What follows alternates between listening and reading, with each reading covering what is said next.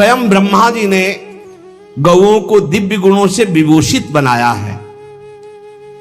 अप्यागाराणि विप्राणाम देवतायतनानि च यद गोमयेन शुद्ध्यंतिम किम ब्रूमो हृदिकम ततः।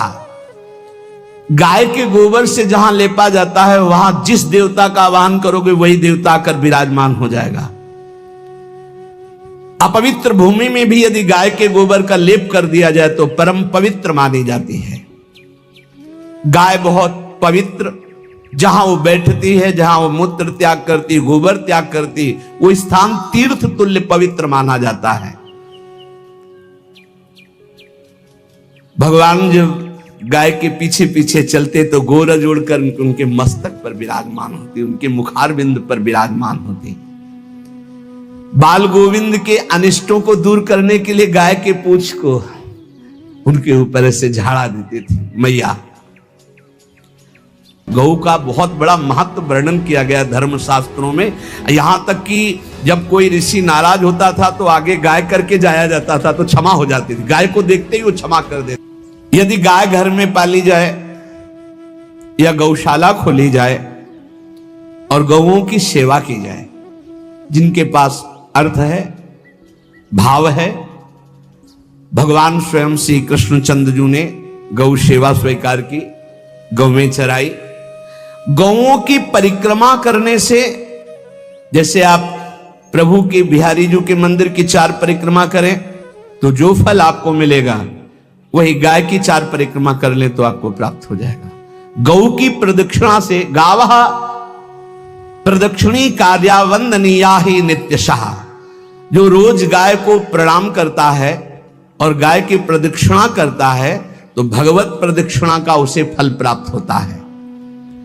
जहां गौएं विराजमान होती हैं वो बड़ा पवित्र दिव्य तीर्थ स्थल माना जाता है। गौएं जहां विराजमान रहती, गौशाला में भजन करे तो कई गुना बढ़कर के प्राप्त होता है। जब गुरुमंत्र वैदिक सिद्धांत से दिया गया था पहली बार तो पंचगव्य पिलाया गया था। गोमूत्रम गोमयम क्षीरम दधि सर्पिस्तथैव च गवाम पंच पवित्राणि पुनंत सकलम जगत। कितना भी बड़ा पापी हो, अगर पंचगव्य पिलाया जाए तो वो वैदिक मंत्रों को स्वीकार करने लायक हो जाता है, पवित्र हो जाता है।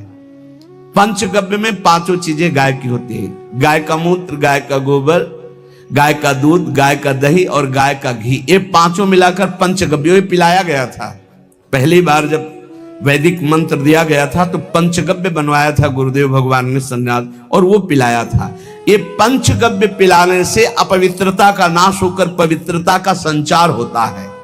इसलिए धन्य है उनका जीवन जो गौ सेवा परायण है भगवत भाव से।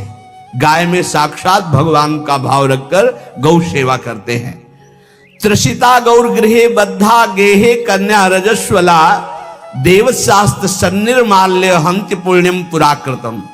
यदि घर में गाय बंधी है और भूखी है और प्यासी है तो तुम्हारे सारे पुण्य नष्ट हो जाएंगे। अगर घर में रजस्वला कन्या बहुत काल तक है और उसका विवाह आप नहीं कर रहे हैं तो आपके सारे सुकृत नष्ट हो जाएंगे।